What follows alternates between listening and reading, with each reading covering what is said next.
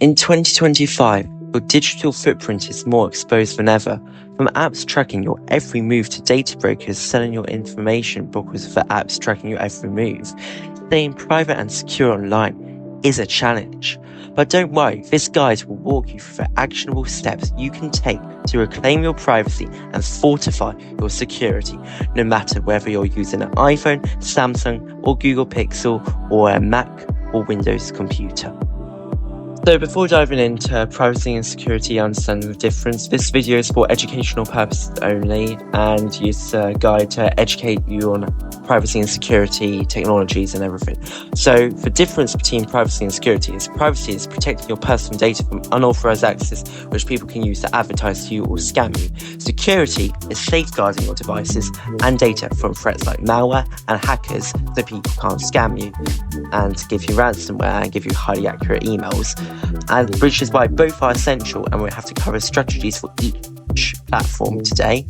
By the way, Linux is not included in this video, that's a whole nother video. So if you care about Linux and want to know about it, just continue watching to the end and I'll probably have one out within the next few weeks about Linux. So yeah, now let's start on privacy setup for everyone. So firstly, on the privacy setup for everyone, it's about browsers and tracking. So you need to switch to privacy-focused browsers, such as DuckDuckGo, Brave, or Firefox, which have built-in tracking protection. And install privacy extensions, which can block trackers and ads, and use private search engines like DuckDuckGo to avoid search history profiling. Secondly, your search history and tracking. You need to review and delete your search history from Bing and Google to stop ads, and you can also disable it to stop tracking altogether to prevent future data collection.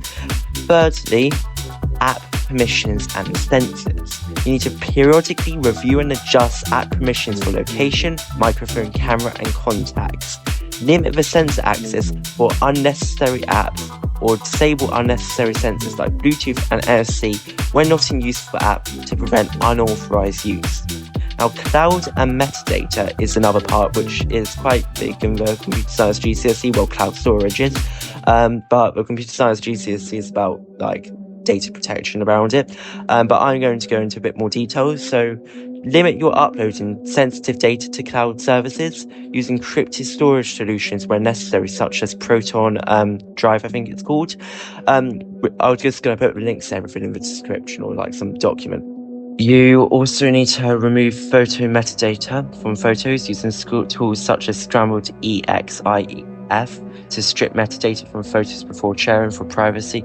You have to use encrypted email services like ProtonMail for secure email communication. You need to opt for secure messaging apps using end-to-end encrypted messaging apps like Signal so no one else can read your messages instead of SMS or unencrypted alternatives. And now we're going to go on device-specific settings, and starting there is for iPhone. Firstly, for iPhone, I'm just going to assume you're on iOS 18 or above. So, app tracking transparency, you need to go to Settings, Privacy, App Tracking, and disable Allow Apps to request to track, which will make it harder for them to track you across apps. Safari Privacy Settings, you need to go to Settings, Safari, and enable Prevent Cross-Site Tracking and block all cookies. Location services, you need to turn off location services for apps which don't require it, or you can turn it off altogether and lose Find My functionality, which is useful. Now, time for Pixel. Usage diagnostics, you have to disable under settings, privacy and usage diagnostics, share device usage and diagnostics. Google Assistant, you should probably disable, and location history you can turn off in settings, Google, manage your Google account and data and personalization. If you're want to be extra secure, you can flash a custom ROM called Graphene OS to it, which I could do a video about in the future. If you want that, leave a comment saying Graphene OS down below. For Samsung, you could disable customization services in settings to make it more private by going to Settings, Privacy, Customization Services, and disable all options. This may be slightly out of date because I don't really actively currently use a Samsung, I use an iPhone. Samsung account, limit Samsung account usage and data sharing by adjusting settings under Settings, Accounts, and Backups, and then Accounts. And then for other Android device, app permissions and use privacy-focused apps. I'll do a video about that soon. For securing your devices, use Password Manager, like Proton Pass, Bitdefender Pass, Apple Keychain, just to secure the passwords, and they can also generate strong, unique passwords, and enable 2FA and use Google Authenticator or Apple Passwords instead of SMS-based 2FA for added security because it is time-based. Then lock your devices down by using complex passwords or passphrases for device lock screens. If you wanted a password, I would choose 3 random words, which means something to you and no one else, with a capital letter, capital number, and an exclamation mark or something like that. Use device tracking features to stop people stealing them, like Find My iPhone or Find My Device to locate your device if it's lost or stolen. Enable biometric authentication, like fingerprint or facial recognition features when available, because that will help keep it just so only you can access it, but it's most secure to have a password.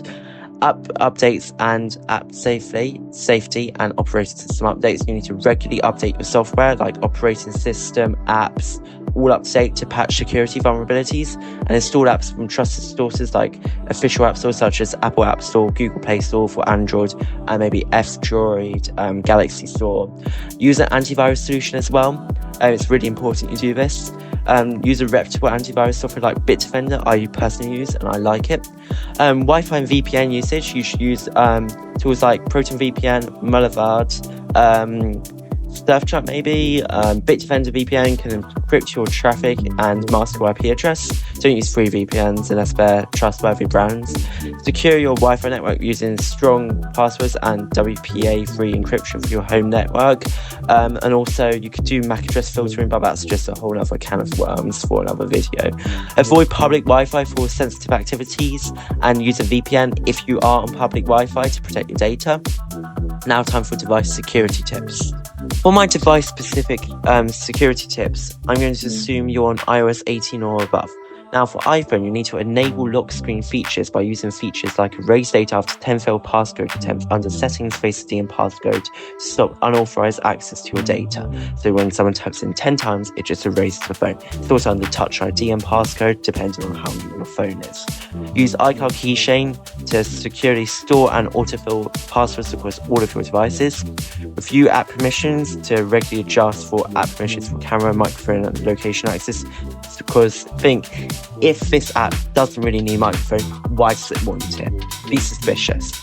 For Pixel, for iPhone also use lockdown mode. Now back for Pixel, use Google Play Protect to scan for apps malware, enable Find My Device and use screen lock features and also encrypt for device. For Samsung, use Secure Folder, enable Samsung locks to enhance security, put an antivirus on it, same with all Androids, and regularly update the software for all of the phones. You can also install Graphene OS on the Pixel, as I have said, and lockdown mode for iPhone is very helpful. I have it on, and it's useful to stop people if you believe you're being targeted. Now, Mac and Windows privacy and security basics are Mac enable FireVault for encryption under system preferences, security and privacy. I think it could be system settings. Use Safari with privacy features like prevent cross-site tracking and block all cookies. Review of app permissions again. Now for Windows, enable BitLocker, use Windows Defender or Bitdefender, review app permissions and basically turn off all privacy settings so they don't send data away. But for final thoughts, reclaiming your privacy and securing your data is a strong and important step in 2025, which requires proactive steps and consistent habit. By implementing these habits, you can significantly reduce your digital footprint and protect your personal data from unauthorized access.